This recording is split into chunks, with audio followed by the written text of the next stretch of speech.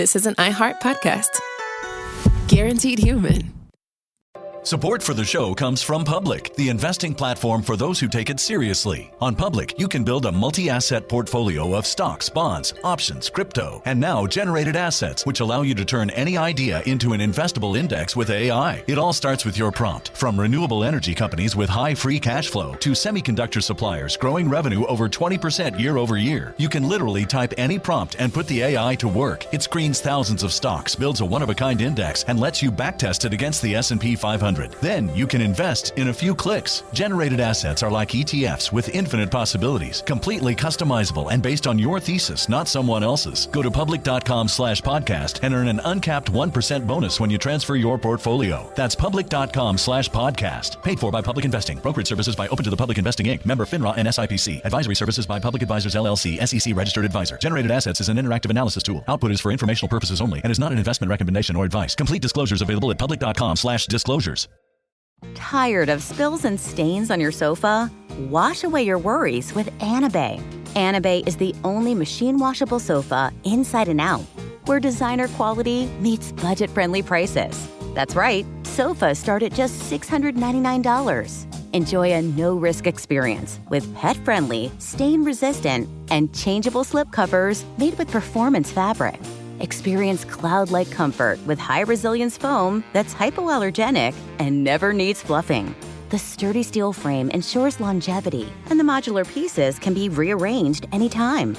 Shop WashableSofas.com for up to 60% off site-wide, backed by a 30-day satisfaction guarantee. If you're not absolutely in love, send it back for a full refund. No return shipping or restocking fees. Every penny back. Upgrade now at WashableSofas.com. Offers are subject to change, and certain restrictions may apply. You're listening to a podcast, so you're doing something else too, like maybe scrolling home listings on Redfin, saving places you like without thinking you'll get them, because that's what house hunting has become. But Redfin isn't built for endless browsing. It's built to help you find and own a home. Redfin agents close twice as many deals as other agents, which means when you find a place you love, you've got a real shot at getting it. Redfin helps turn saved listings into real addresses. Get started at redfin.com. Own the dream. Hey, this is U.S. Olympic gold medalist Tara Davis-Woodhull. And I'm U.S. Paralympic gold medalist Hunter Woodhull. As athletes, our lives are about having a clear path. And a team that you can absolutely trust. So when it came to getting the best mortgage, we chose PennyMac. PennyMac is proud to be the official mortgage provider of Team USA and you. Learn more at pennymac.com. PennyMac Loan Services, LLC, Equal Housing Lender, NMLS ID 35953. Licensed by the Department of Financial Protection and Innovation under the California Residential Mortgage Lending Act. Conditions and restrictions may apply. What's involuntary, my celibates? I'm Robert Evans, host of Behind the Bastards, the show where we tell you everything you don't know about the very worst people in all of history. And one of those very worst people in all of history is the person who cut the hair of the dog of my guest today, Jamie Loftus. Hi. Jamie, if I'm not mistaken, your dog got a terrible haircut and is ugly now. Yeah, I think we can all. I mean, you saw the picture. He looks like Lord Farquaad. Yeah. He used to be one of the sexiest dogs in the game, really getting, and it was like this was the first time that he was taken on a walk and received no compliments because he looks like shit now. He's going to have to, develop a personality. Yeah, he looks like, as you said, an incel, which is why I picked the opening for the show that I opened, and now it's a perfect circle. Yeah, he is now going to start really yammering on about bone structure. Yeah, he's going to rent a van and ram a that's probably not something worth joking about. Point is, the dog looks like shit now. Yeah, the dog looks like shit.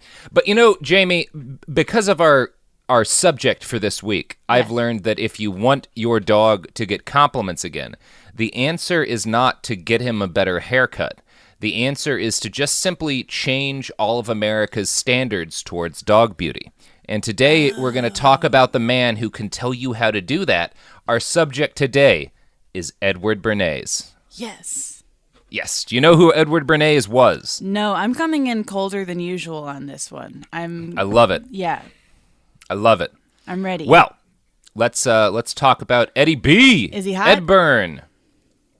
Sophie will pull up a picture of him, and I'll cue Sophie in on when to show it to you, and you can give me that judgment. I'm gonna read my little intro first, though. Okay.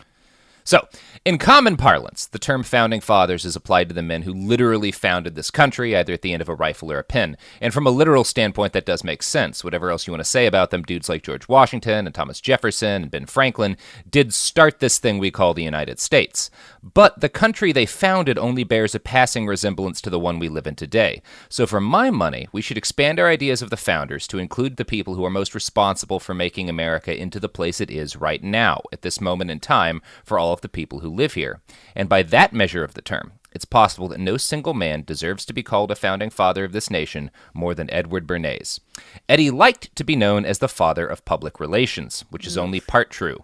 He and another guy named Ivy Lee both have a pretty solid claim on that title. But calling what Bernays did PR gives an incomplete picture of the man's accomplishment.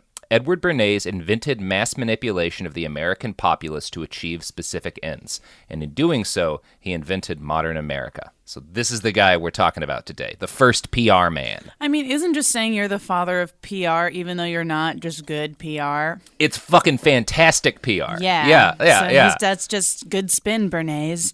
That's just good spin. I don't have evidence otherwise, and I'm not going to look it up. He lived to be 103 years old. Yeah, he never died until he finally did. Like, he should have died so much earlier because he was a real piece of shit, but he just kept being alive. Yeah. It really does. Yeah, like the toxicity of a person can really preserve you. Well, and he's one of these terrible people who like made really good healthcare decisions for himself and was always a very healthy person, which are like the worst terrible people, like the health nuts who are monsters. Yeah, like when Steve Jobs is like sloshing his green juice, you're like, get over yourself. Yeah, it's like, because I need to live forever. Yeah, but unlike Jobs, Bernays picked health stuff that actually worked, apparently. Sick roast, Robert. Take that, Fuck Jobs. Steve Jobs, and your dead ass. All right. Edward Louis Bernays was born in Vienna, Austria in 1891. Cool. His father, Eli, and mother, Anna Freud Bernays, came from a middle-class Jewish background. On his mother's side, they were perhaps a little bit above middle class, due to a very famous relative, her brother, Sigmund, as in Sigmund Freud, the guy who thinks we all want to fuck our moms. Sigmund Freud is his uncle, yeah. Whoa, are they close? Yeah. Oh, yeah. They were fucking tight. Yeah, they hung out. Fucking. There was actually, he helped Freud, like, get along when he was, like, older and, like, was having trouble making money. Like, Bernays helped sell Freud's books and stuff over in the U.S. and get him speaking deals and shit. So, like, they were, like fucking tight. I'm doing you can't see the gesture over the audio, but I'm doing that gesture. Everyone knows the tight gesture. I'll vouch. With your fingers. Yeah. It's true. That is already deeply fucked. Okay, so your uncle is Freud. He's peddling all this weird stuff that I sort of agree with, but mostly think it's more of a him thing. Freud is always like the first 20% of everything he says is right, and then he just goes off the rails. Right, and then he just starts talking about how he wants to fuck his mom. And you're like, okay, that's fine, but don't stop projecting on the rest of us. Yeah, he's like a guy who's really good at like building roads, but doesn't know where to build the roads to. So he just randomly starts making roads in the middle of nowhere, and they lead to cliffs and stuff. That's Sigmund Freud, father of psychiatry. Also a coke addict, and I guess coke addicts like blazing random. Oh yeah, he was way into cocaine. Yeah, super huge into cocaine. The first book he wrote was called On Cocaine, which was about doing cocaine. That's where psychiatry comes from. That's hardcore, and I appreciate him more than I did 1 minute. Oh yeah. He's my favorite coke addict that isn't a Hollywood producer. That's a cool, that's if a contemporary thought leader wrote a book called Juuling for a Long Time, that. Man, all right, I'm on board. Yeah. So he's the nephew of Mr. The world's Cocaine. most famous coke addict. Yes. Yeah, / scientist. Now, Austria in the 1890s was not exactly the best place and time to be Jewish. When Eddie was 1, his parents moved the family to New York City, where his father went on to become a moderately successful grain merchant. Growing up, Edward's family was not rich, and there were some moments of financial strain when times were tough, but for the most part, they managed an upper-middle-class existence. Now, his father, Eli Bernays, was not abusive or violent to his children, but he was a very German father, and that meant he was seen as more of a force of nature by his kids than like a loving and supportive parent. Years later, Edward would write, quote, "The household during the day centered around mother. In the evenings and on holidays and Sundays, my father dominated everything and everyone, intimidating all of us with his unpredictable temperament. My earliest recollection of him is that of a heavy-set man leaving the house every weekday and Saturday morning for a place called downtown to make money. My mother was constantly on the alert to prevent explosions of father's temper. Cooking odors were anathema. He would sniff the air like a lion when he stepped into the vestibule of the house each evening. If someone had forgotten to close the dumbwaiter and odors sifted up from the kitchen through the house, he would call out in a loud, stern voice, 'Open the windows!' My mother would rush to the windows and throw them open regardless of outside weather. I never knew why my father was so obsessed with details."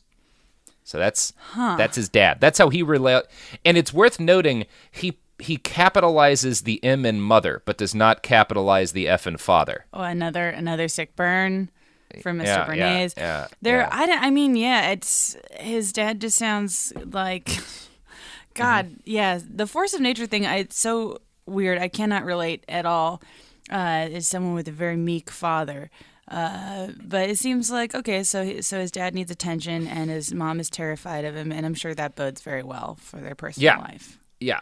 Cool. And it's one of those things that boded like this is actually a very German thing. Like the way his family worked was pretty normal for German families. A couple of years ago, I interviewed an old guy who had been in the Hitler Youth as a kid and was like 14 when World War II ended. Mm-hmm. And when he talked about his childhood, he made a point of noting that like you didn't speak to your father directly unless he asked you a question. Like on Sundays, when the family had a single egg, his dad would eat the egg and they would all watch. Like you didn't start eating food until your dad started eating.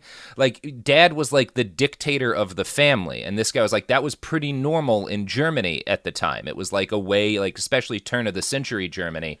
I really hate that egg thing. That's it's fucked up, right? I've ever heard. It's super fucked up. And it just like, it feels like weirdly symbolic, even if they don't mean it to be. They're like, oh yeah, no, we have to watch daddy eat an egg.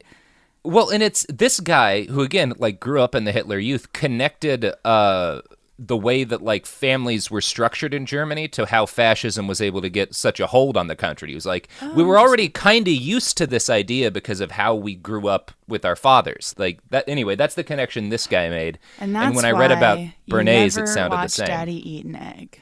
Never watch your father eat an egg. That's why you never do it. My dad and I used to do this weird egg thing, but it was it wasn't like that. It was like my dad and I used to do this weird egg thing is a sentence that can go a lot of ways. What if I chose to just like not get more specific? I'm like, anyways, back to Edward Bernays. Me and my dad used to do this weird egg thing.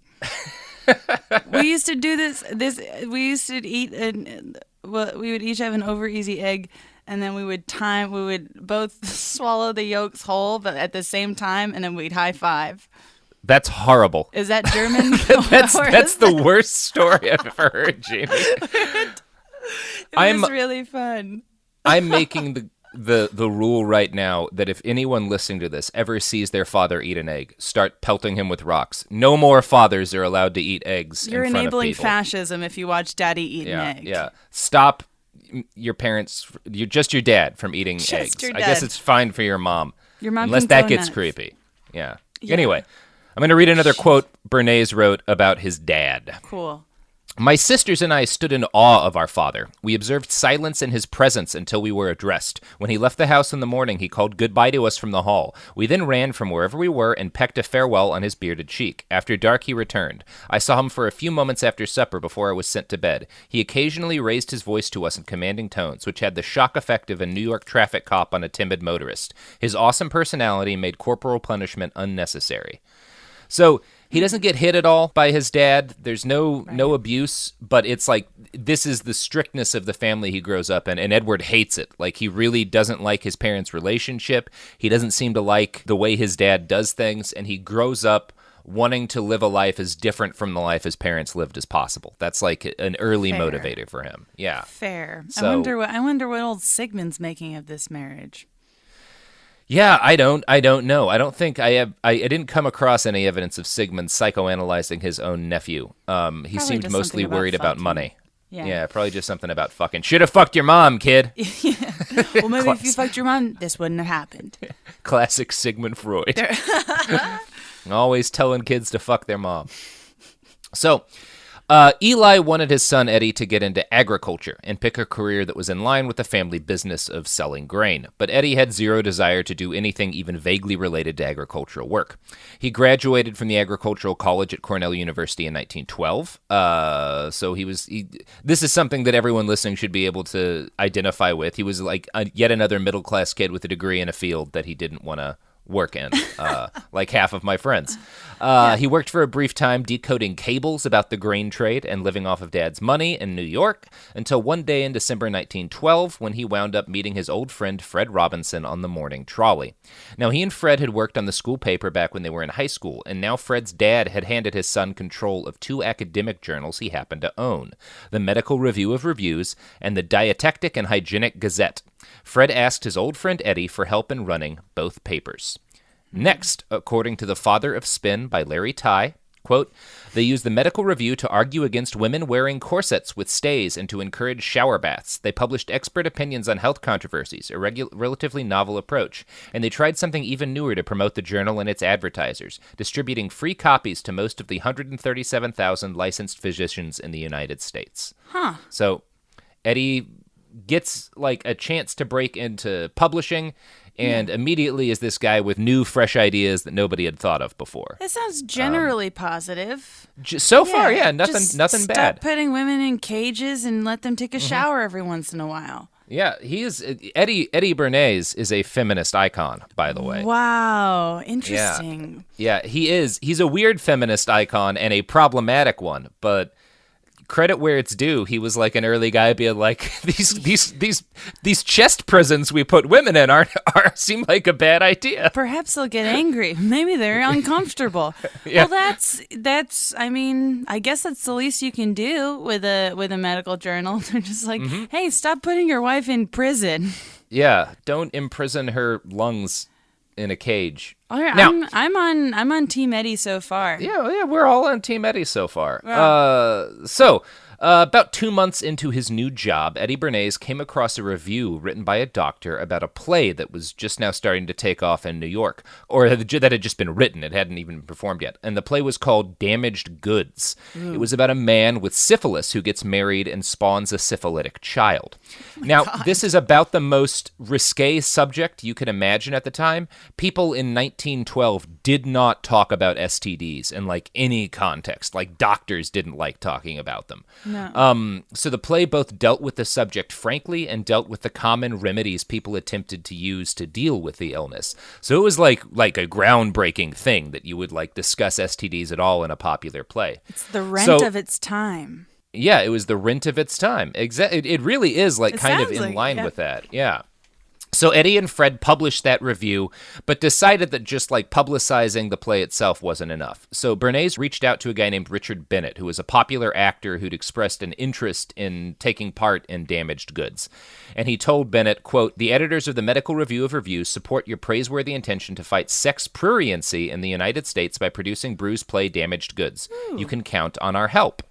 So because of his really traditional upbringing and like how kind of cloistered his family life had been, Eddie grew up wanting to like break as many taboos as humanly possible. And Damaged Goods gave him a perfect opportunity to do this. So he attached himself and the Medical Review of Reviews to the project as a sort of proto-PR firm. His plan was to essentially gain funding to produce the play, and to get people to go to it and make it a financial success by turning the play into a cause celeb, where basically like he was staging this like, if you go to this play, you're fighting the cause of pruriency. You're like fighting prudishness. Rent. Yeah, it's literally Rent. So weird, where people are like, yeah, I helped. I've seen Rent before. Yeah, I helped raise awareness of AIDS by watching this play. That's exactly the same thing Bernays is having people do, but in 1912. Yeah. Damaged Goods, unrelated, is just a great name for anything. I would see anything called Damaged Goods. I would see anything called Damaged Goods. Yeah. Even if it kind of sounds like a hair band. I would still see it though. I would see it if it was a movie starring Jeremy Renner.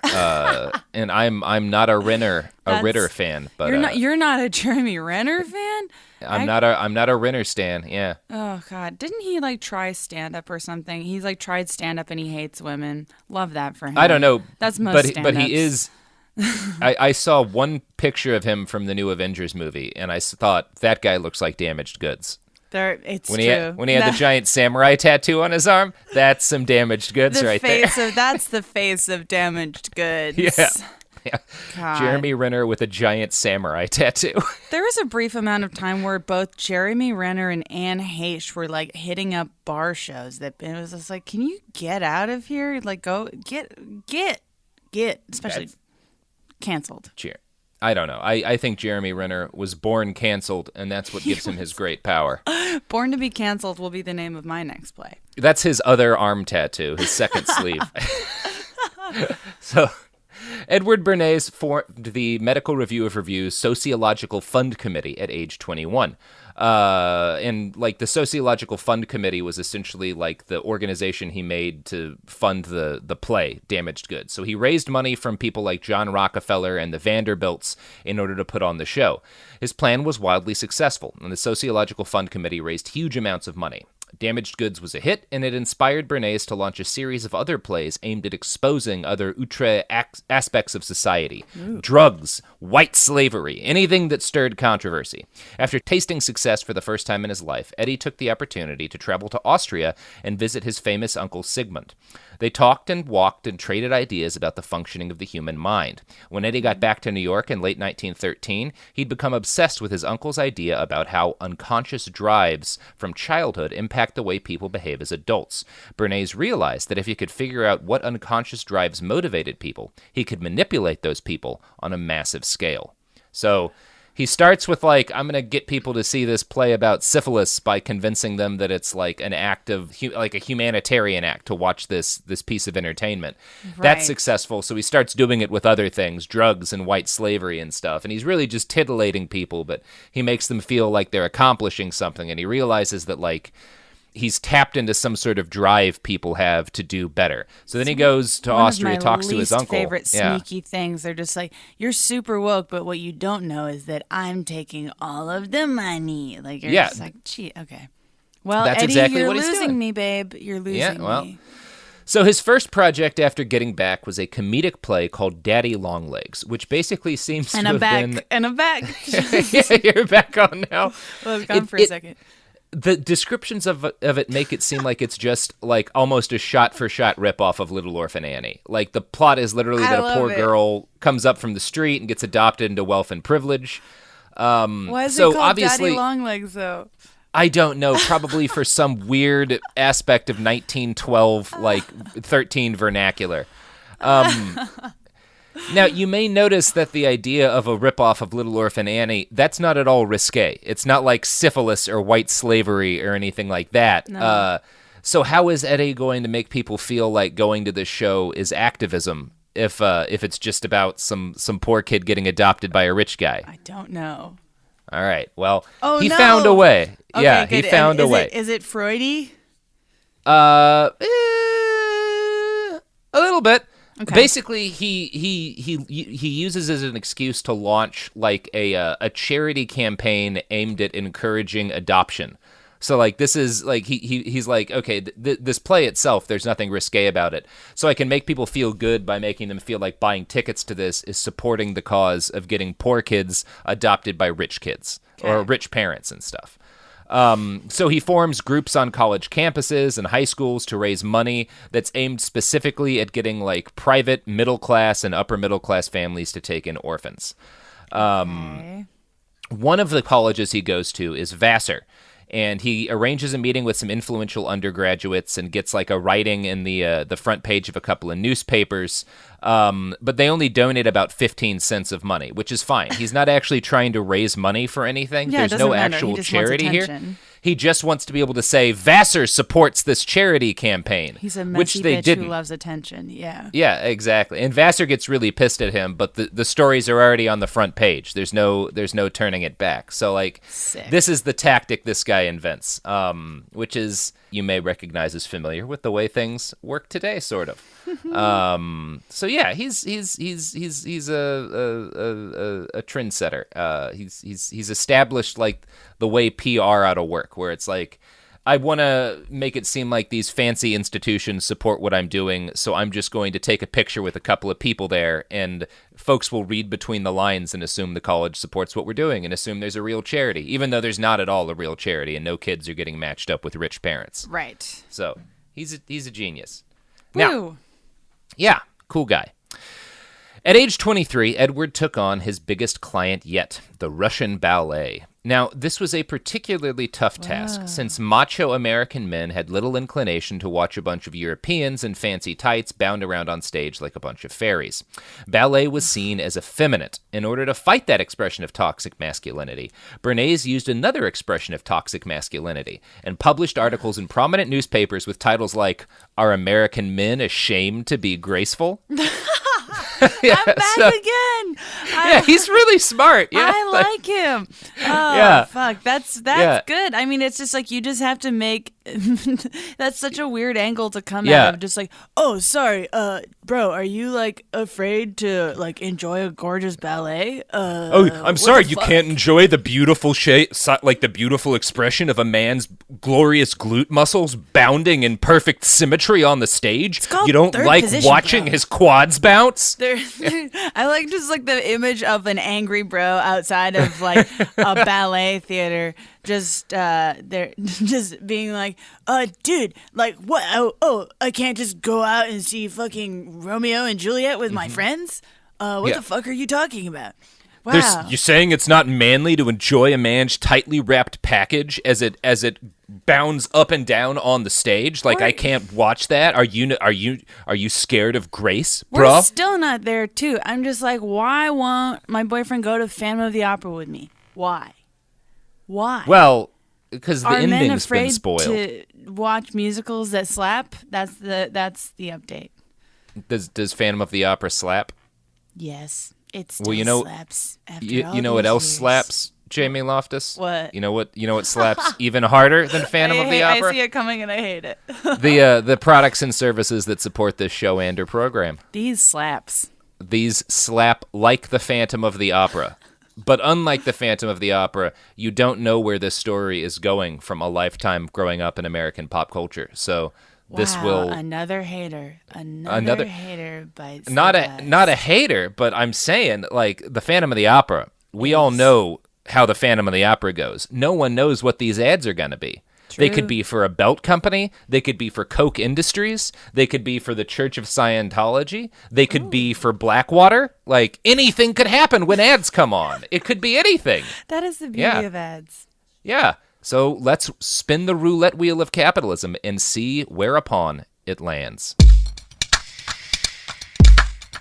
Support for the show comes from Public, the investing platform for those who take it seriously. On Public, you can build a multi-asset portfolio of stocks, bonds, options, crypto, and now generated assets, which allow you to turn any idea into an investable index with AI. It all starts with your prompt. From renewable energy companies with high free cash flow to semiconductor suppliers growing revenue over 20% year over year, you can literally type any prompt and put the AI to work. It screens thousands of stocks, builds a one-of-a-kind index, and lets you backtest it against the S&P 500.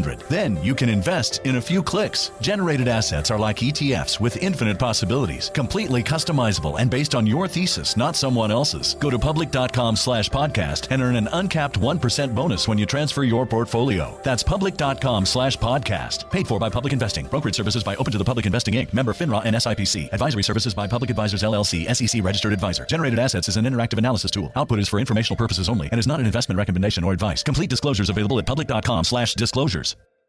Tired of spills and stains on your sofa? Wash away your worries with Anabay. Anabay is the only machine washable sofa inside and out, where designer quality meets budget-friendly prices. That's right, sofas start at just $699. Enjoy a no-risk experience with pet-friendly, stain-resistant, and changeable slip covers made with performance fabric. Experience cloud-like comfort with high-resilience foam that's hypoallergenic and never needs fluffing. The sturdy steel frame ensures longevity, and the modular pieces can be rearranged anytime. Shop WashableSofas.com for up to 60% off site-wide, backed by a 30-day satisfaction guarantee. If you're not absolutely in love, send it back for a full refund. No return shipping or restocking fees. Every penny back. Upgrade now at WashableSofas.com. Offers are subject to change, and certain restrictions may apply. Hey, this is U.S. Olympic gold medalist Tara Davis-Woodhull. And I'm U.S. Paralympic gold medalist Hunter Woodhull. As athletes, our lives are about having a clear path. And a team that you can absolutely trust. So when it came to getting the best mortgage, we chose PennyMac. PennyMac is proud to be the official mortgage provider of Team USA and you. Learn more at pennymac.com. PennyMac Loan Services, LLC, Equal Housing Lender, NMLS ID 35953. Licensed by the Department of Financial Protection and Innovation under the California Residential Mortgage Lending Act. Conditions and restrictions may apply. Let's talk about modern home shopping. It's sort of become a fun side hobby, right? Scrolling listings at night, dreaming about kitchens you've never seen, or backyards you haven't even stepped foot in, all from the comfort of pretty much anywhere. Redfin knows a lot of people like you want to own, but are stuck in this browsing mode loop. That's where Redfin flips the script. With listings that update within minutes and tours you can book right from the Redfin app, you can see your dream home the moment it appears. Now, liking a listing is easy, but actually landing it, that's where Redfin comes in. Redfin has over 2,200 agents with local expertise. And Redfin agents close twice as many deals as other agents. That means they want to help you win, not just window shop. Redfin is built to help you go from just looking to wait, this could actually be home. So become the newest neighbor on the block. Visit redfin.com to start finding and start owning. That's redfin.com. We're back! Woo. Oh my God, what a ride those ads were. I know. You know what? I didn't expect it to be a Raytheon ad. But now that it's run, I've been thinking I really need some new missile guidance systems because I have a lot of Yemen to shoot at. The power of suggestion is very strong. You don't realize how many ways there are to kill until you listen to the advertisements on this show. I'm going to bomb so many school buses in foreign countries thanks to these beautiful Raytheon products. Wow. And their sponsorship money really keeps the show afloat. So thank you to Raytheon. Yeah, it's really cool to get to finally see pictures of your large mansion that you live in. Yes, built with Raytheon money. Yeah, Shea Raytheon. Yeah. Oddly enough, the main demographic for Behind the Bastards is the Saudi royal family. So this is really a good place for Raytheon to advertise. Yeah. All right, let's get back to Edward Bernays, who is related to this because he invented advertising in the modern context. Yeah, he revolutionized bullshit. He revolutionized bullshit. So Bernays had realized with his campaign for the Russian ballet that he could sort of change American opinions about things, like European men wearing tights, by pushing think pieces into popular publications like Vanity Fair and creating the illusion of a national discussion. Isn't that crazy? That's done to this day. Yeah. He's the first person to figure it out, and it's completely destroyed our civil society. It's like when they keep. Do you remember that article that was like, "Why aren't millennials buying diamonds?" Just like starting a conversation that no one was in the middle of. Meanwhile, the question with all of my fellow millennials is more along the lines of like, why can't I afford to buy my insulin? Why did I go to a dentist who accepts Groupon? Why are people able to afford a dentist? How do I clean my vanity bones without getting a new credit card? Yeah. Did you know that there are Groupon dentists, Robert? I am not surprised by that. It's a hard industry for dentists. I went to one. She sneezed in my mouth. But I think she did good dental work. The last time I went to a dentist, that's horrifying. It took me a second to catch up with that. She sneezed into my mouth. She wasn't wearing a mask. Is that one? Was she like those painless dentists where like what she brags about is I'm a maskless dentist. Anything could happen. Yeah, mask off, bitch. It's 30% cheaper than the other dentists, but I will get my fluids inside of you. The crazy thing is I'm pretty sure that the gum procedure itself went just fine, but she was like talking about Game of Thrones and she sneezed in my mouth. That's awesome. That's some solid dentistry. Yeah, I mean, hey, if I had, had I gotten health insurance, had it been an option in my life, I wouldn't have this gorgeous anecdote to share with you on this podcast. Really, what is dystopia? I don't know. The last time I went to a dentist was when I had health insurance, and it was to get my wisdom teeth removed. And I understood then that was the last dentist trip where I was likely to get hydrocodone, so I just have not been back. Because why would you go after that? I guess that's fair. My mouth kept bleeding. Mouths are meant to bleed, Jamie. I was starting to get nervous about how my mouth would bleed in any situation. If I started to feel any feeling, my mouth would respond by bleeding. No, if your mouth stops bleeding, that's when you have a health issue. You want your mouth to bleed all the time. That's fair. That's fair. But if you see enough pictures of yourself doing stand-up with your mouth actively bleeding, people start to think it's a bit and not just how your mouth is. Well, play it as a bit. Either way, if your mouth is bleeding, it means you're drinking plenty of blood, which means you have high iron levels, which is what you need if you can't afford to go to the doctor. I love this spin. You're going full Bernays. Thank you. I really have learned a lot from him.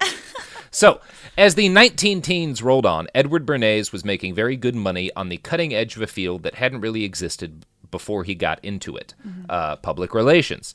Tragically, his success did not at all impress his father. Bernays later wrote, quote, "My father's attitude toward my activities remained less than lukewarm. He was disappointed that his son had turned press agent. He enjoyed good theater and concerts. To occupy an orchestra seat at a performance was one thing, but for his only son to make a career of the theater in daily contact with actors and managers was something else. He's like, open the window. Yeah, open the window. Get this actor stink out of here." Yeah, his dad thought actors were gross, and he thought it was gross that his son had become basically a press agent for the theater. I mean, wouldn't you feel the same way? Yes, I hate the theater and all people who are involved with it. Yeah. Yeah, I think that's a reasonable way to feel. Yeah. Get in TV like every self-respecting actor. Fucking board trotting. Yeah, where's your is he in SAG? Yeah. Then I'm not fucking interested. Yeah, he is older than SAG, I suspect. Now, when World War I kicked off in August of 1914, it was, probably the greatest calamity in human history. Whole nations in the continent of Europe were utterly ruined by war on a scale never before imagined. Luckily for America, and for Edward Bernays, it also meant an opportunity to get into some new business. For America, that new business was mass arms sales. For Edward, that new business was convincing Americans that getting involved in a European war was a good idea. Now, this is going to be hard to get your mind around, Jamie, but there was a time when Americans thought going to war in foreign countries was a bad idea. Oh, see, that's not something I feel like we can relate with in our lifetimes. No, it was not. So, okay, Daddy Longlegs, how's he going to do it? How is Daddy Longlegs going to do this? Well, his first big idea was to get out an article in the magazine Musical America, urging musicians to help America get on board with the war by having singers perform songs about the U.S. military whenever they performed at clubs. So that was... they can't all be great home runs. That is one thing that seemed to used to work in this country that I truly can't understand. Like hearing, even like post 9/11, I'm like, this really? It actually did work in 9/11. I grew up in a conservative household, and I heard that fucking, well, I'm proud to be an American, where at least I know I'm free. I heard that fucking every week of my life in the run-up to, like, the Iraq War. Yeah, oh, good. That was like the theme song of we're going to... the soundtrack of we support this horrible war. Yeah, that was... And my parents were very moved by it, especially after 9/11, thought it was the most... profound song they'd ever heard. It was I guess maybe that wasn't a dumb idea. It probably worked really fucking well back then, and it worked really fucking well in 2003. Oh, Bernays. Yeah. He was a fucking trendsetter. Yeah. So, eventually, Bernays' work earned an interview with the Foreign Press Bureau, who were the United States' proto-propaganda agency for the U.S. military at that point in history. They were worried about hiring Bernays because he came from Austria, and they thought that might make him not loyal to the United States. But eventually, they grew convinced that Bernays, was really a company man, and they gave him a chance to serve the war effort directly. Like they were like, no, he's a relentless capitalist. Yeah, he is on board with capitalism. We're good. Yeah. I'm going to quote again from the father of spin. Cool. Quote, finally given his chance to serve, Eddie recruited Ford, International Harvester, and scores of other American firms to distribute literature on U.S. war aims to foreign contacts and post U.S. propaganda in the windows of 650 American offices overseas. He distributed postcards to Italian soldiers at the front so they could boost morale at home, and he planted propaganda behind the German lines to sow dissent. He organized rallies at Carnegie Hall featuring freedom fighters from Poland, Czechoslovakia, and other states that were anxious to break free of the Austro-Hungarian Empire. In short, he helped win America over to an unpopular war using precisely the techniques he'd used to promote Daddy Longlegs and the Russian ballet. Oh my God. Yeah. Okay. So he's moved on from ballet to the First World War. Well, he's going to have to... quite a jump. I never overestimate the confidence of a random guy. Yeah. He's like, well, I successfully promoted Daddy Longlegs. Better try to McFuck the world up. Okay. Yeah, it's one of the I know the thought went through his head at some point, like, if I can put asses in seats on Broadway, I can put doughboys in trenches in the Western Front. Wow. There's no bouncing back from this, and it worked. No. It worked. Yeah. He was an integral part of winning the American people over to World War I. There's really appealing to the power of FOMO is powerful for anyone. They're just like, are you serious? Like, there's shit happening over here. It's one kind of dumb to be a European in 1914 and think like, oh, this war's going to be awesome. We got to get into it. Like, everybody wants a little bit. It's going to be over real quick. Like, I want to have a part in it. I want to have a chance to be a hero. Yeah. That's one kind of dumb, and it's an understandable kind of dumb if you know European history up to that point. Right. It's a whole other kind of dumb to watch 3 years of unspeakable slaughter in the trenches of Western Europe and be like, yeah, we should really get in that. Like, this seems like it's going to be a great thing. Yeah, let's hop on board this train, guys. But it does work. It does work. Imperial Germany is defeated, thus ensuring peace in Europe forevermore. I haven't read any European history past 1918, but I think it went pretty well. It's kind of a happily ever after kind of deal. Yeah, seems like it. Like it. So there's an extent to which, like, obviously, American involvement in the First World War is one of those things that set off a chain of events that, made the rise of Nazi Germany inevitable. And you can't blame Edward Bernays for that. He was doing what he thought was best. What you can blame him for is his work in the tobacco industry, which ironically would go on to kill more people than his work selling America on world wars. But first... It's so wild that, like, his dad could have just been like, I love you. Yeah. His dad actually did say that a lot, because we have some letters between them. It seemed like his dad could only communicate emotionally with his son through letters that they wrote each other. But his dad was also, like, really insistent that his son get into agriculture, which I guess maybe he was right about it, because seems kind of instead like a Edward petty Bernays thing to do. Yeah. That would be fun. I'm glad that he'd people picked that career. Yeah, I was like, I guess the world might be better off if he had done that. I wish that fathers were still pushing their kids to do the same shit as them. That's what a fun trend that was for most of human history. I say that like I make fun of that idea of like dads like pushing their kids to do the same thing they did, but I wound up completely accidentally in the same career field my dad was in without ever meaning to, because he was a radio guy for 30 years, and now look at fucking me. Look at you! You're on your goddamn microphone in your Raytheon mansion, and in here my I Raytheon am. mansion. I'm also reporting on the Boston Bruins for a local paper. You can't escape it. You can't escape it. You can't escape it. Yeah, genetics is destiny. except for Edward Bernays, who instead of farming tobacco, just sold it to millions of Americans. We're going to talk about that in a little bit, Jamie. But first, I feel like we should have a little detour and talk about Edward Bernays, feminist icon. Wow, this is this is my content. Okay, great.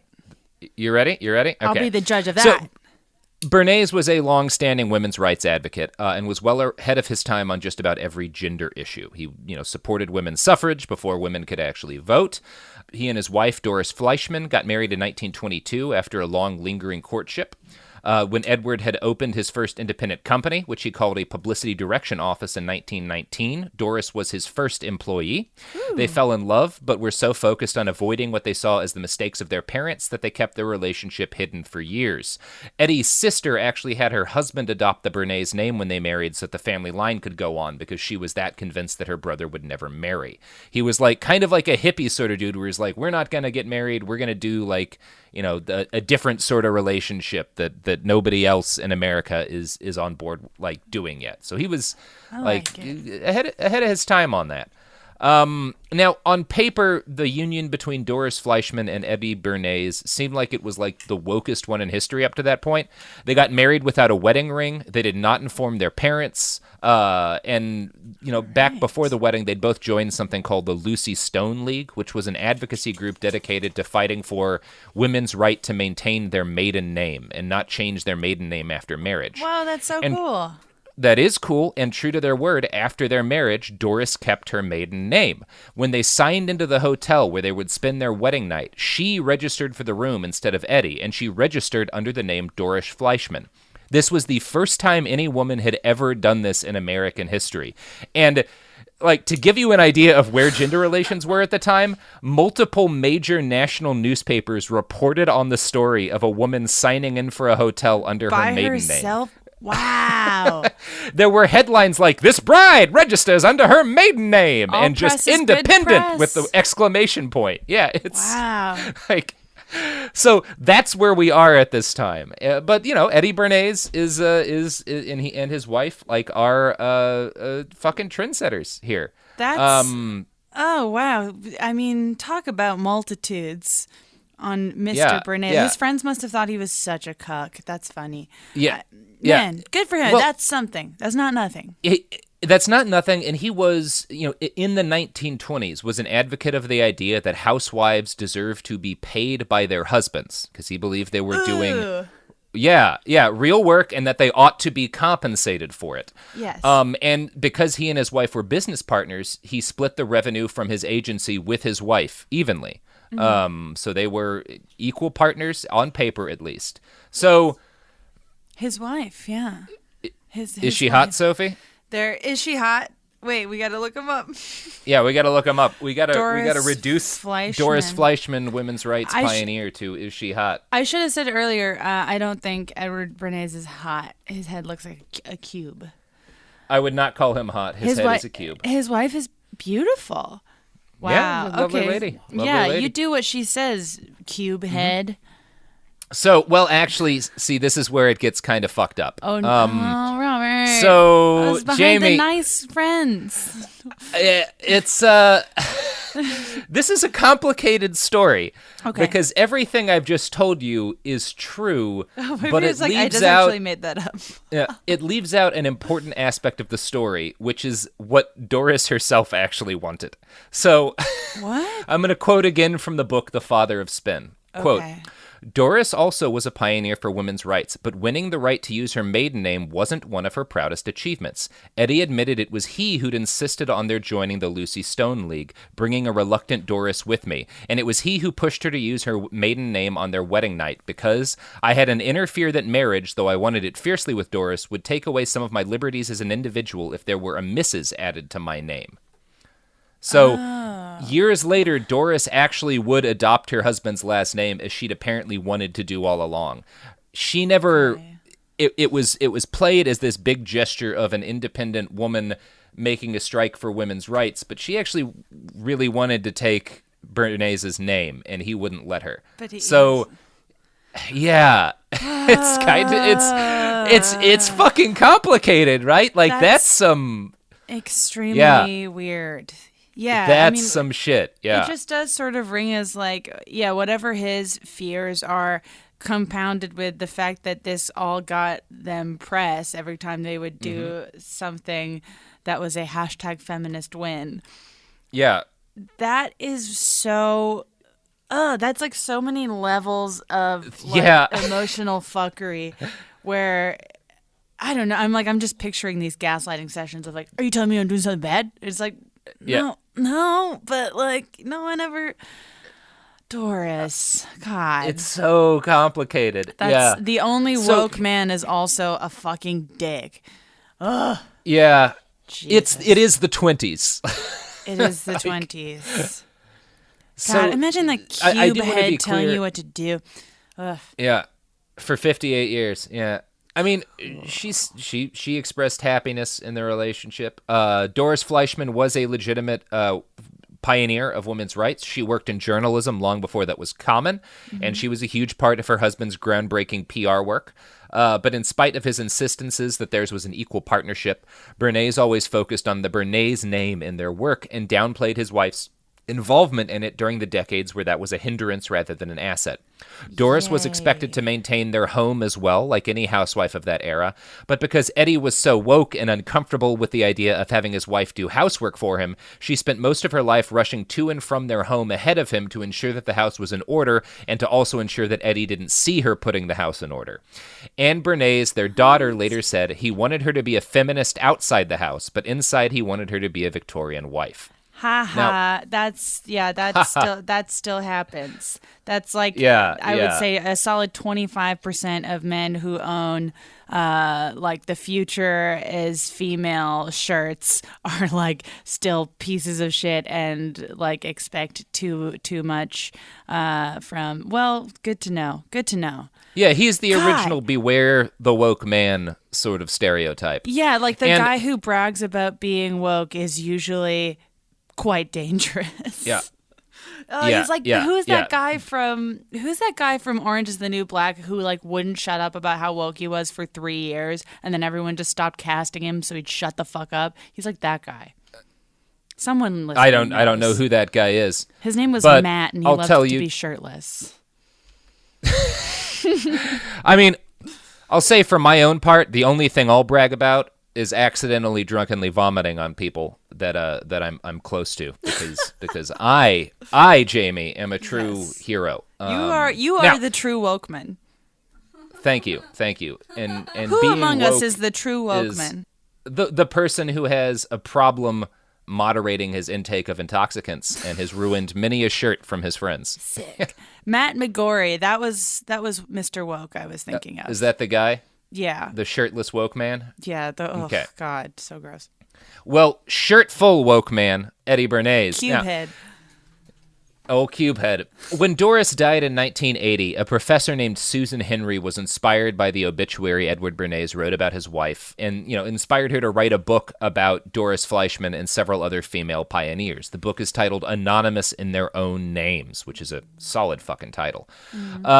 Professor Susan Henry reached out to Edward Bernays, because he was still alive, about writing this book that would feature his wife heavily, and he was enthusiastic in his desire to help Susan and to talk up the accomplishments of his deceased wife. As Susan dug more and more, though, and talked to the Bernays daughters, she came to very critical conclusions about Eddie. And I'm going to quote from her book now. Ooh. After visiting him in March, I finished writing a paper about Fleischman that was accepted for presentation at a national conference. I sent him a copy nervously, though, since the paper's theme was his dominance of her at home and in the office, and her lack of professional recognition. Once again, he surprised me. I have no criticisms whatsoever, he wrote to me after reading it, except possibly one slight point. I had overplayed her invisibility, he thought, and not been sufficiently mindful of how their business would have suffered, quote, if we had publicized a woman giving advice to men. This was not a slight point at all, but he was willing to treat it as if it were, and to invite me back. So again, that's Eddie's justification for why he didn't give his wife the credit she deserved while they were actually doing the work and waited until decades later when women's rights was in vogue. That's certainly spin. Yeah, he's the dad of spin. Yep. Big Papa Spins.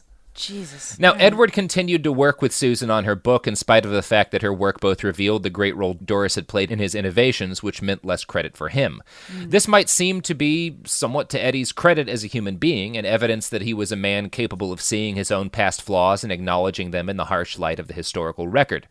But it's worth noting that Edward's own daughter Anne did not take this charitable view of her father. Quote, when I asked Anne Bernays why she thought her father was so helpful, even though by telling Fleischmann's story I was undermining the sole credit he had received for their work, she reminded me that one of his favorite phrases was reflected glory. I was showing his good sense in choosing her mother as his partner. She explained, you're flattering him. I later realized that the timing of my research added to the flattery. In contrast to the anti-feminism of the 1950s that made it a problematic time for Fleischmann to disclose much about her career in A Wife as Many Women, so she barely mentioned it, the feminism of the 1980s and 1990s made this an excellent time for Bernays to call attention to her career. He was willing to take less credit for their public relations accomplishments if he could take full credit for having been smart enough to marry and form a professional relationship with this remarkable woman. So that's how Eddie Bernays' daughter analyzes everything that went on with them, which I find very interesting. I realize she's an author, isn't she? His daughter, because I recognize her. I think I had to read one of her books at some point. Well, that sounds accurate in terms of just those men are still out there, just like fair, the fair weather supporter of when it's. This guy just sounds like when the world will give you positive attention for being a feminist, he's a feminist. And then when feminism is out, then cool. Well, I hate him. Yeah, and I hate him. He's kind of the worst describe him kind as of like man. He wasn't entirely a fair weather feminist. I got to give him that. There were things that he was very outspoken about before it was popular. Like him insisting that housewives get paid was never a popular. That's still not a popular That's cool. thing to yeah. be on. No, that is cool. And he so wasn't, is just the general Yeah. Even if we don't know how genuine it is, but the fact that he said women shouldn't be forced to wear corsets, that's good. I like it. But then the fact that he wasn't actually listening to his wife, kind of really puts a bad taste in your mouth. Yeah. About old Q. Yeah, it's fucking complicated. And weird. And why doesn't it everyone leaves have a bad perfect, taste in my pure mouth. intentions, Robert? Why? That's one of those things, when we talk about his reputation or his record with feminism, there's a lot to criticize, there's a lot to praise. I wouldn't call him a bastard on that because I am a big believer in you have to judge people by the standards of the time. And even with all of the warts on his story, he's still better than the average man for that time on that issue. Well, that's, I agree with, there is something to be said for just being an influential person, saying something that's not popular, but no matter if it's done, even if it's done for PR, it can still be helpful to the world. He just kind of sounds like a kind of flip-floppy, but sort of progressive. I don't know. At the end of the day, it's complicated. He sold a lot of cigarettes, and I guess I just don't like it. Yeah. And we are going to talk about the cigarettes next, because that's where we really get into Edward Bernays, definitely a bastard. Yeah. But before we talk about cigarettes, Jamie Loftus. Yes? Let's talk about the fine products and services that Raytheon provides. Okay. Products and services like the Hellfire missile guidance system, which, Jamie, let me tell you, if there's a wedding party in Afghanistan that you want to blow up with several dozen pounds of RDX explosives, there is no missile guidance system better than the ones Raytheon makes. Oh, I love it. I'm looking at Raytheon merch online right now, and boy, do they have some graphic design. Yeah, my favorite Raytheon shirt is I went to an Afghan wedding and all I got was peppered with shrapnel. Oh my God. Yeah. I don't know why I decided on Raytheon ad plugs today. Yeah, Raytheon, they really need. I just like to say it. I like how it sounds. Yeah, I'm a Raytheon stan, for sure. Yeah. Products.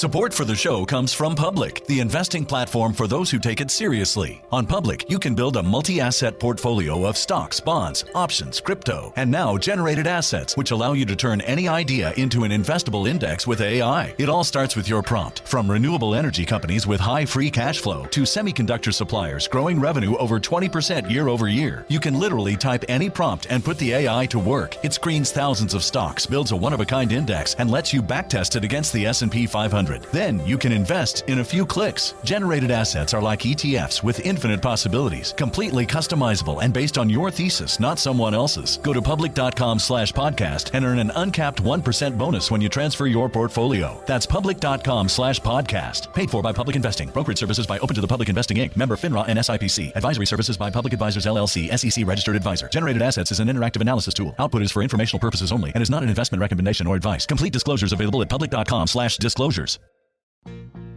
Life gets messy. Spills, stains, pet accidents, and kid chaos. But with Anabay, cleaning up is easy. Our sofas are fully machine washable, inside and out, so you never have to stress about messes again.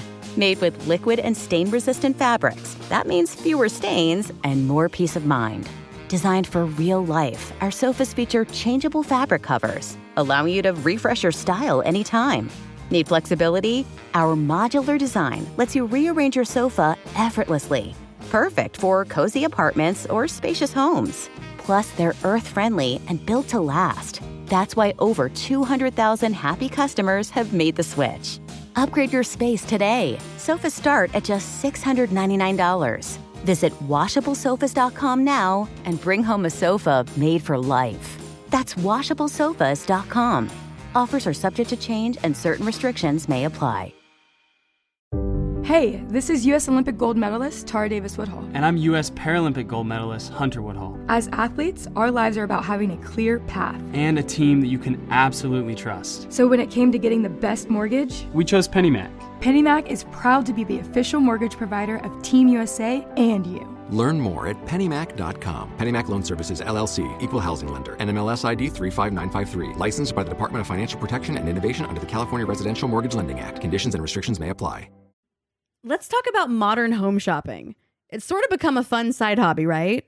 Scrolling listings at night, dreaming about kitchens you've never seen, or backyards you haven't even stepped foot in, all from the comfort of pretty much anywhere.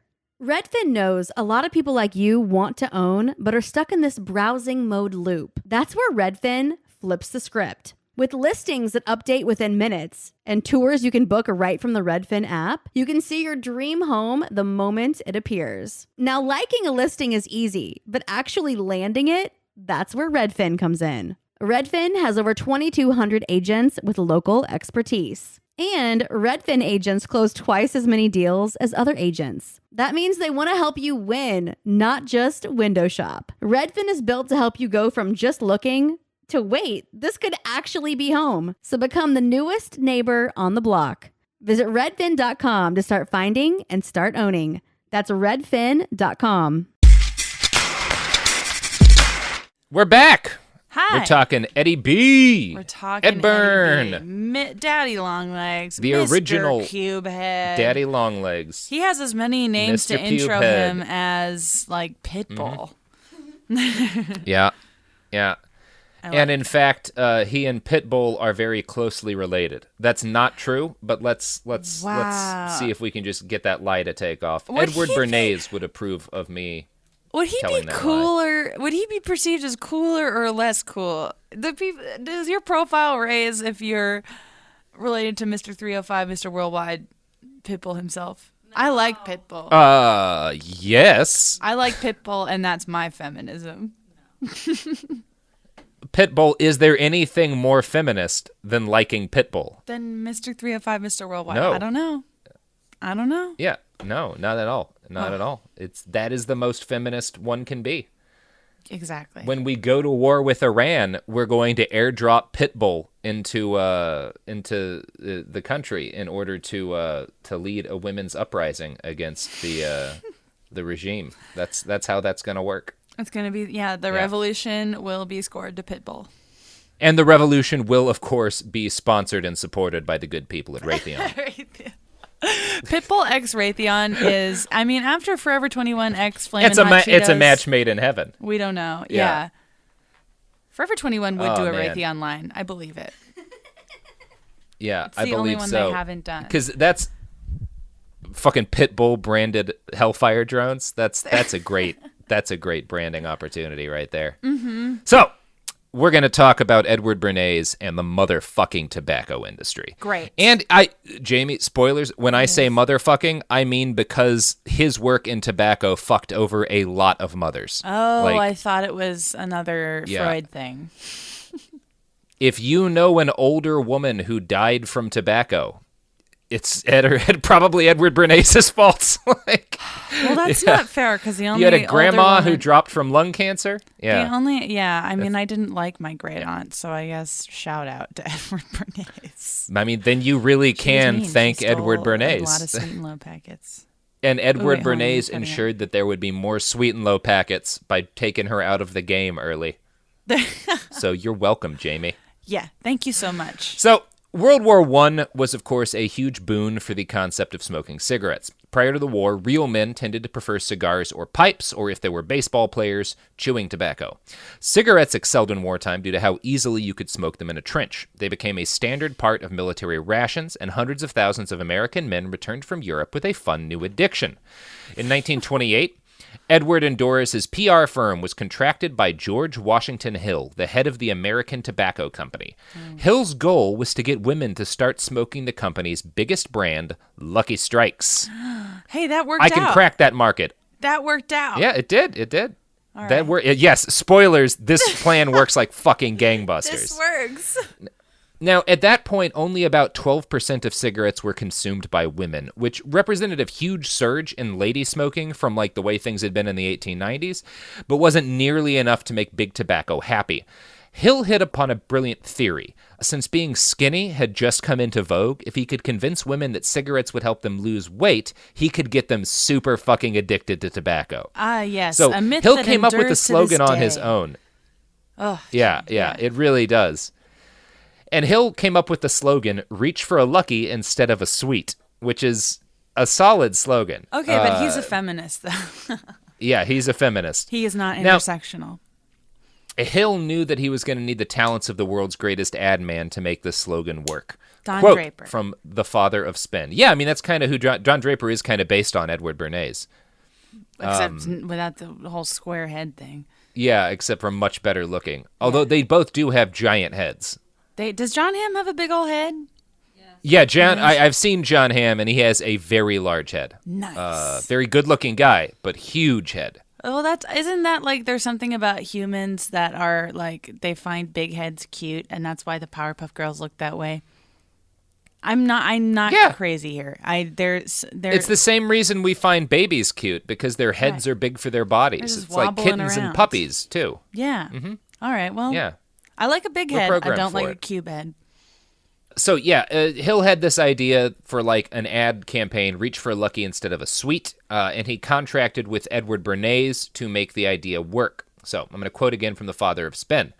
Bernays launched the campaign against sweets with his tried-and-true tactic of enlisting experts, in this case convincing Nicholas Murray, a photographer friend, to ask other photographers and artists to sing the praises of the thin.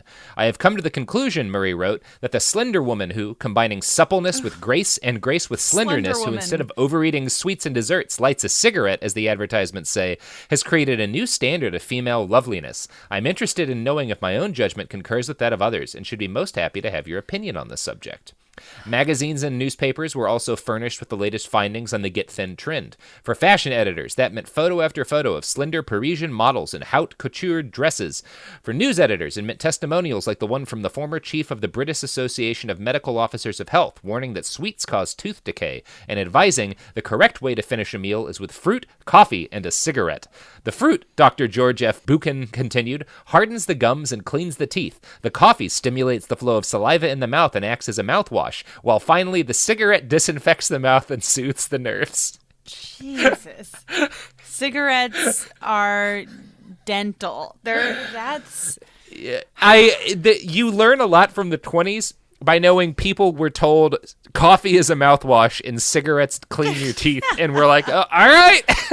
There is a part of me that's like, I would like to live in that world for like a day. It would be nice. It's like everyone was living in a Kesha song. Yeah. It's so, that's great. psychotic. That, I mean, it is crazy how, I mean, making cigarettes look feminine it's such like an advertising hack job that was so effective. But it was like, that was still, my mom smoked cigarettes for chicks, basically, and my dad smoked boy cigarettes. Like my dad did like Winston's, and my mom does Misty Menthol 120s because they're thin and sexy, and there's a rainbow on the carton, and that like it works. I hate it. It works. It super works. It's the same reason why there's all these like where they have male patterned baby wipes now. It's God, I mean, it's like becoming a little bit like more controversial to still be like arbitrarily gendering stuff like that, but it is crazy how recently it was so egregious of just like, this one's for chicks and this is how you know. If you ever want a really fun trip down an advertising rabbit hole, look at all of the different handguns that are marketed towards women, like car and stuff. Like their lady gun ads are. It's fucking great. Yes. Guns for like anything for the gals is just guns for gals. Guns for gals. We got to protect ourselves too, ladies. But look at like this pink trigger. Like it's. Well, it's less. I mean, you do see some of that. Mostly, it's like, gals, we know you all want to carry the biggest gun available, but you don't want to ruin the lining of your yoga pants. So like, here's yoga pants that are built to carry a gun, or here's like a gun that's designed to like go with the contours of feminine like fashion. It's really. That is so. How can I pack a piece and still look hot? And still look demure. It's fucking great. There are these new things. I actually like these, but they sell them at like Walmart and Target. I said Warget. But they're these panic alarms to carry around in case someone tries to attack you in the night. But they just look like heart keychains, and they're advertised with like, if you ever need to make a big scene, girls, this is the accessory to have. And it is basically a very small taser. Oh, that's amazing. But it just says, make a big scene. It's beautiful, and it all comes descended from the mind of Eddie Bernays. Cool. So, in his quest to get more women smoking, he went directly to hotels and restaurants and encouraged them to add cigarettes to their dessert offerings. He oversaw print ads like this beautiful piece of propaganda I'm going to have Sophie show you. It says on the top. Well, actually, Jamie, why don't you describe that ad for our listeners? Okay, so in a nice little serif font at the top, it says, "To keep a slender figure, no one can deny." And then it's a horny-looking woman, and then it says, "Reach for a lucky instead of a sweet," and then it says the thing that we all know from the Mad Men episode, which is, "It's toasted." It's no throat irritation, no cough. Yeah. Oh my God. I mean, and they were right. This is such a weird, and were these the first advertisements of their kind?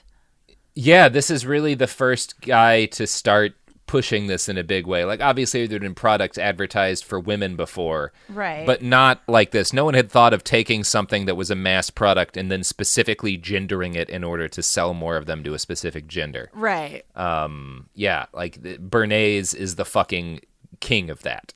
He's the real trailblazer there. He's using his feminism for evil. Yes, exactly. The Bernays office sent out a series of suggested menus to restaurants arranged to save you from the dangers of overeating. Inevitably, the after-dinner menus advised reach for a cigarette instead of dessert. Bernays pushed articles that advised wives to hire cabinet makers to add in special cigarette holders next to the flour and sugar holders. He sat down with home ec textbook writers to stress the importance of cigarettes in homemaking, just as the young and inexperienced housewife is cautioned not to let her supplies of sugar or salt or tea or coffee run low. So should she be advised that the same holds true of cigarettes. No. I desperately want a house with a cigarette holder built into the cabinets. I will start smoking just to be able to use that. That sounds fucking awesome. I mean, the way it's crazy to think of now, but it's like like cigarette use used to be like kind of a given and like built into. It's still kind of like built into cars and just like became. If you want to know what it was like. If you want to know what it was like to grow up in the 20s in America, go take a vacation to Serbia, because they all still like you'll have waiters walk to your table with a plate full of food with a cigarette in their mouths. Like it's so fucking crazy. Like, they still smoke that way over there, and it's amazing. Like, why not? It really takes you back. Yeah, it's retro, Robert.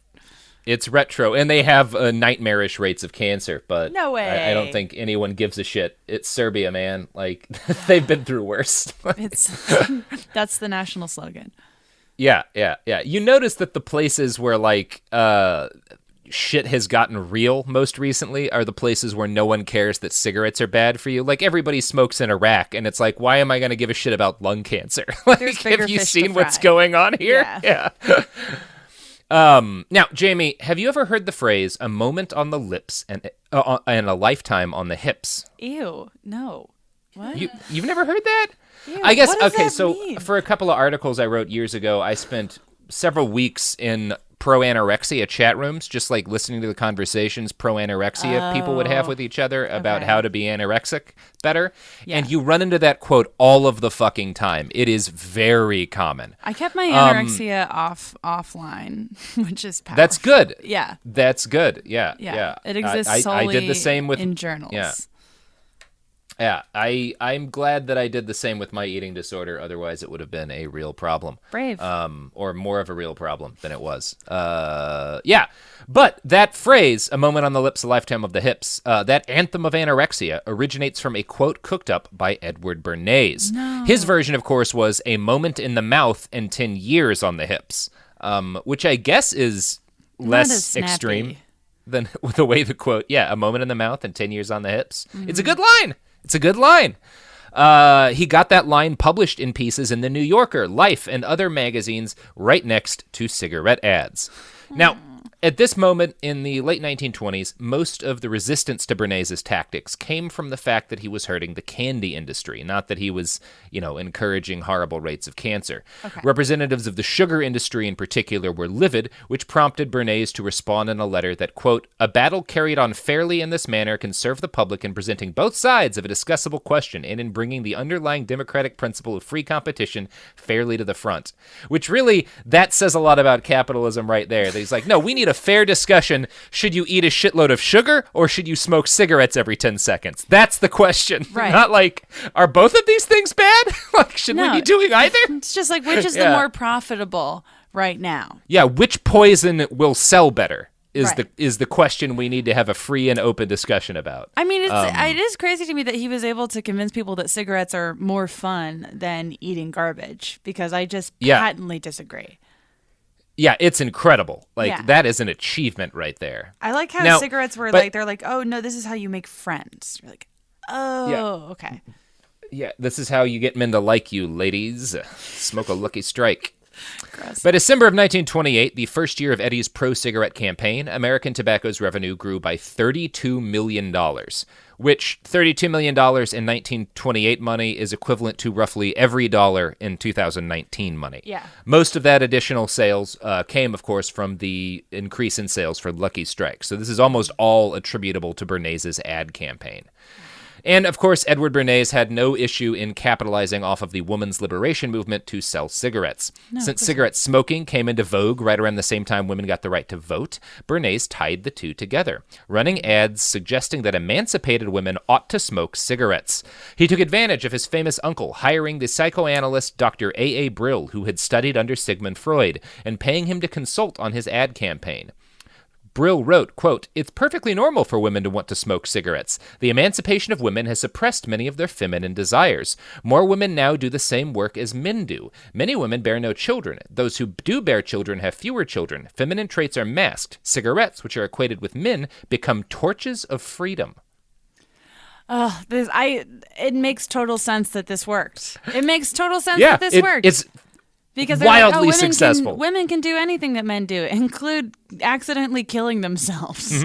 Include poisoning themselves with tobacco. Yes. I get it. You got me. That's why all of our great aunts are dead. Wow. Okay. That line from Dr. Brill, "Torches of Freedom," inspired Edward Bernays to create what some people call the first modern PR campaign in history. That might be overselling a little bit, but it was very influential. Bernays decided that American tobacco should pick out a handful of stylish young ladies with social cachet. You might call them influencers. Wow. Yeah, he's that fucking guy. Wow. So he hires these ladies to show up at the 1929 Easter Sunday parade in New York and walk around smoking their cigarettes flagrantly in public as a protest against women's inequality. He's like, Bella Thorne, get over here. We're smoking cigarettes now. Yeah. Wow. We're smoking cigarettes out on the street. So his office put out a press release, which they disguised as a message from one of the lady activists organizing the event, but was, of course, actually written by Edward Bernays and his colleagues. From Quote, Emily Ratajkowski.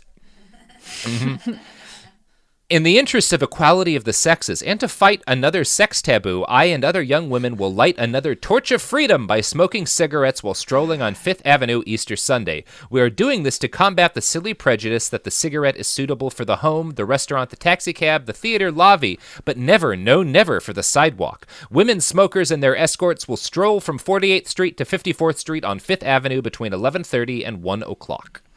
So Ain't they capitalism did. a motherfucker? This is It really is. Dueling for like pro-choice. Justice. This is psycho. This is okay. Yeah, I'm with you. I understand why this worked. Yeah. Now, the event received massive newspaper coverage and was one of the biggest stories in the country for days, even though only 10 women actually showed up to march. Here's an example of how a local New York paper covered the event. Quote, I'm going to try to do my best New York old-timey journalist accent here, so. Go for it. Just as Miss Frederica Freylinghausen, conspicuous in a tailored outfit of dark gray, pushed her way through the jam in front of St. Patrick's, Miss Bertha Hunt and 6 colleagues struck another blow on behalf of the liberty of women. Down Fifth Avenue they strolled, puffing at cigarettes. Miss Hunt issued the following communique from the smoke-clouded battlefield. I hope that we have started something and that these torches of freedom, with no particular brand favored, will smash the discriminatory taboo on cigarettes for women and that our sex will go on breaking down all discriminations. Wow. Was that good? Yes, Yeah. that was beautiful. I'm also imagining all the women that are advertising this being forced to act like sexy babies in the way that women in advertising were at this time, and still are, but in a different way, where they're just like, who, me? Smoke a cigarette? Like they're like the sexy, the freaky sexy baby trope that I love and wish I could do myself. I think this was more like the boundary-breaking, provocative flapper girl sort of thing. Yeah, but, they all acted like little babies.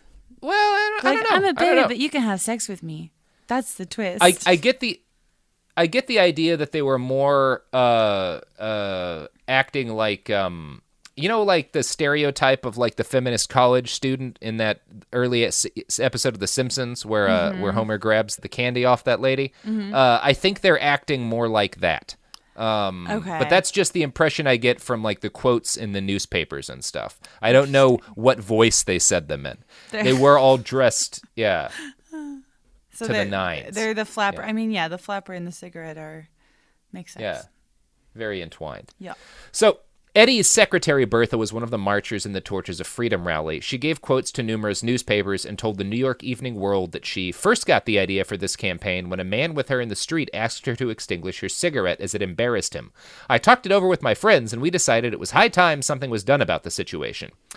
Bertha denied being associated with any ad firm or agency in interviews, which was, of course, patently false because she worked directly for Edward Bernays. Right. The Torches of Freedom campaign was an influential moment in PR history. Bernays would, in true fashion, go on to massively oversell the impact it had on national smoking habits. Later academic work suggests that it alone was not responsible for making women feel okay with smoking cigarettes. But it's pretty much beyond debate to say that Bernays' overall impact on the tobacco industry was enormous and groundbreaking. Before Edward Bernays, women who smoked were seen as whores, trollops, and criminals. After Edward, fucking everybody smoked. Observing the change he had wrought later in life, Edward wrote, Age-old customs, I learned, could be broken down by a dramatic appeal disseminated by a network of the media. Which is true. Yeah. It's hard to quantify the exact cost in public health of Bernays' tobacco marketing innovation. I found a 1999 article in the British Medical Journal that credited Bernays with a formative role in marketing tobacco to women and noted, quote, the World Health Organization estimates that the number of women smoking will almost triple over the next generation to more than 500 million. World Health Organization, 1999. Of these, more than 200 million will die prematurely from smoking-related diseases. Mm-hmm. So, sizable body count that he's a part of here. So how are we feeling about the feminist icon label at this point? Definitely a feminist icon, but I think we can agree that icon is not an inherently positive term. There definitely had an impact on the lives of women. That's my spin. Very impactful in women's history.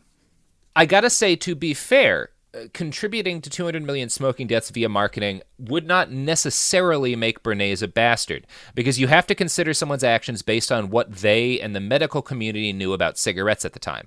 Like, if I sell my listeners belts and then 20 years later scientists realize that belts cause aggressive waist cancer, it's not your fault. I can't be blamed for that. Right. But if Sophie had handed me, right before reading that ad, pieces of a study that suggested that belts might cause aggressive waist cancer, and then I covered that study up, then I would be a bastard. You're complicit, yes. So, this leads me to the question, what precisely did Eddie Bernays know about the health consequences of smoking in the 20s and 30s?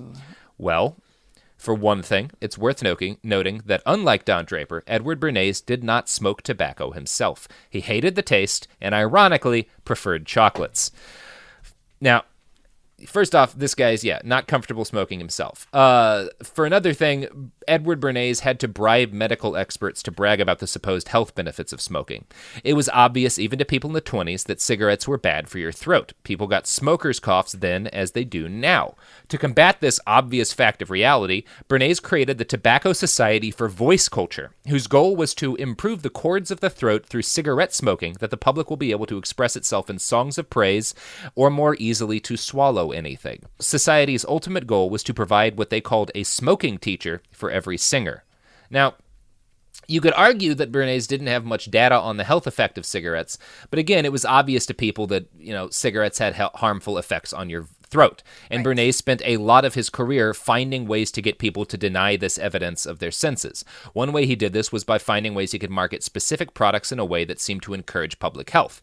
When he was hired by Cremo Cigars to improve their image, he suggested they launch an anti-spitting campaign and basically focus on improving hygiene through stopping people from spitting to kind of cover up the fact that cigarettes are obviously bad for your health. By the early 1930s, a scientific study revealed that a rabbit exposed to tobacco for 3 years had developed a carcinoma. The study stated for the first time that tobacco had cancer-producing properties. Now, this is in the 1930s, about 60 years before this information is common knowledge. And then how long has he been pushing cigarettes, or is this pre him pushing cigarettes? This is while he's pushing cigarettes. It's in the middle of it. Okay. He starts pushing cigarettes in the late 20s, but this isn't like he becomes aware of this data in the middle of his time in the tobacco industry. Okay. And in May of 1933, he attached an abstract of the study to a letter he sent to one of American Tobacco's executives. He wrote, as you will see, certain of the material in these articles is unfavorable to tobacco. However, I do not feel that there is anything immediate to be done. I do feel that serious attention should be given to the problem of having ready a strong offensive in case the press should give prominence to the recurring articles which I note from time to time on the relationship of smoking and carcinoma. I believe that the American Tobacco Company and the tobacco interests generally should be fully prepared with authentic information if, as when the need for such information occurs. So, Edward Bernays knows that cigarettes are associated with cancer, and his first step when he becomes aware of that is to send warning to the company hiring him that they should have a counteroffensive ready in case newspapers pick up the story. Okay, so he's fully a bastard. Which to me... Yeah. He's fully a bastard. And further evidence of that is that he was deeply concerned about the health impact smoking would have on his wife, Doris. She was a pack-a-day smoker, and Eddie needled her about her habit until she quit. Their oldest daughter, Doris, later recalled to author Larry Tye, "He used to hide my mother's cigarettes and make us hide the cigarettes. He didn't think they were good for mother." His daughter Anne added he'd pull them all out and just snap them like bones. Just snap them in half and throw them in the toilet. He hated her smoking. So Okay. Edward Bernays, while he is getting America hooked on cigarettes, is committed to stopping his wife from smoking because he knows they're going to kill her and he loves his wife. Okay, so yeah, this is like basic Game of Thrones logic of just like, if the person is not willing to drink their own wine, do not purchase that wine, you goofus. It's poison. Mm-hmm. All right, well, he's bad. Just started watching Game of Thrones, didn't you, Jamie? I started watching the Throne Game. You did.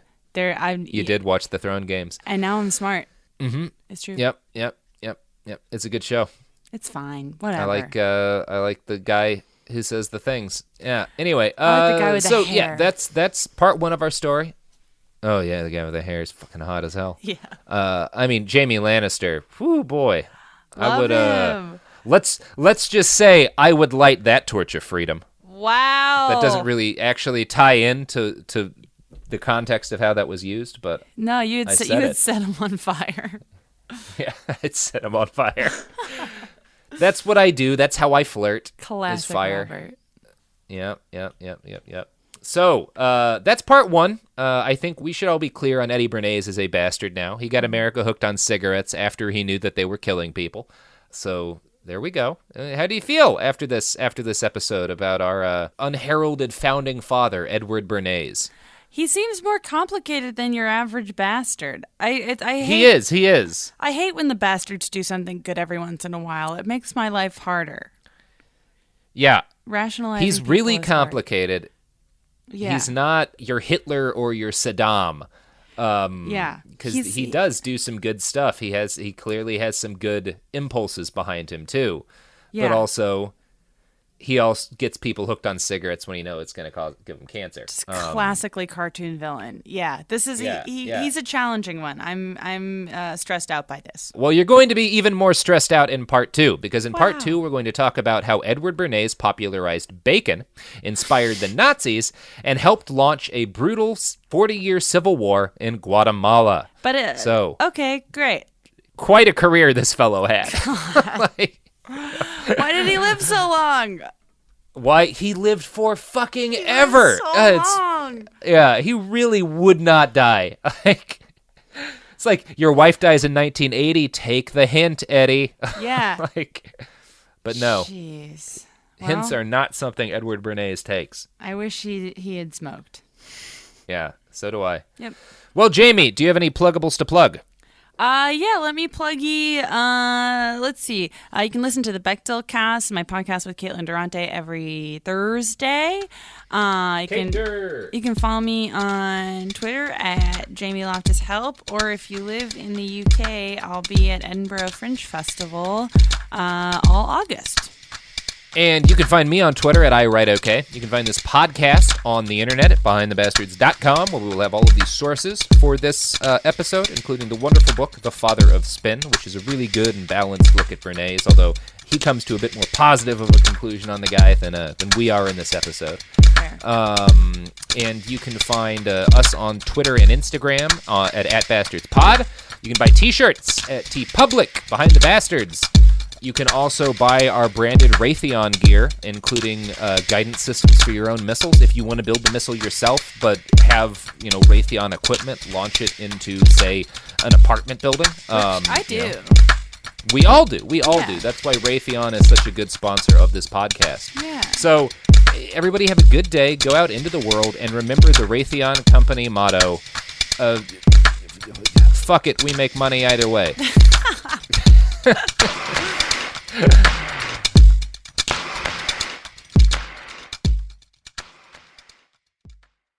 Kids, pets, life, your sofa sees it all. But with a washable sofa, stains don't stand a chance. All of our sofa collections come with fully machine washable covers and cushions, making cleanup effortless. Liquid and stain-resistant fabrics provide extra protection against everyday messes. Plus, with modular designs, you can rearrange your sofa however you like. Perfect for growing families and changing spaces. Starting at just $699, it's time to upgrade to a stress-free, mess-proof sofa. Visit washablesofas.com today and save. Offers are subject to change and certain restrictions may apply.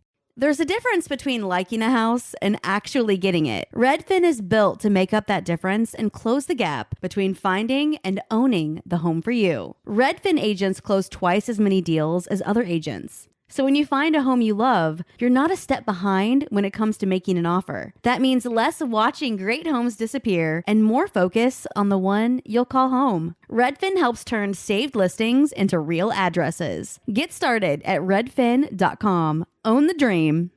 This is Bethany Frankel from Just Be with Bethany Frankel. Let me be blunt. Most dog food is junk. It just is. And I'm not feeding junk to Biggie and Smalls.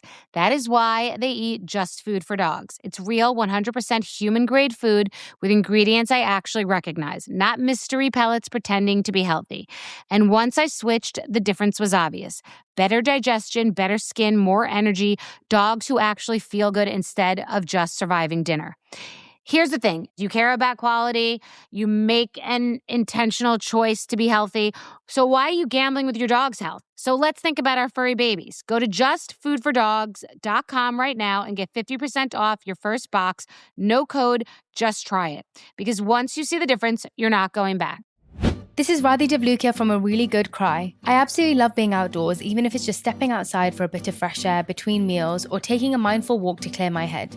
But the one thing that can really ruin that is when my feet feel cramped in my shoes. So I switched to ultra running, and honestly, it makes such a difference. What I love most is their signature Ultra Fit Comfort Balance Strength. They have this roomy toe box that lets my toes actually spread and move naturally. So I really appreciate that. And I feel more grounded and balanced with every single step. It's like my feet can finally do their job, using all those little muscles that make me feel stronger the more I move. Whether you are a marathon runner, beginner, or advanced, or just getting outside to train, Ultras have become my go-to for running and moving mindfully. They fit so well, they're so comfortable, and they just move with you. Shop now at ultrarunning.com and use my code CRY10 for 10% off. That's ALTRA running.com. Experience Ultra and stay out there. This is an iHeart podcast. Guaranteed human.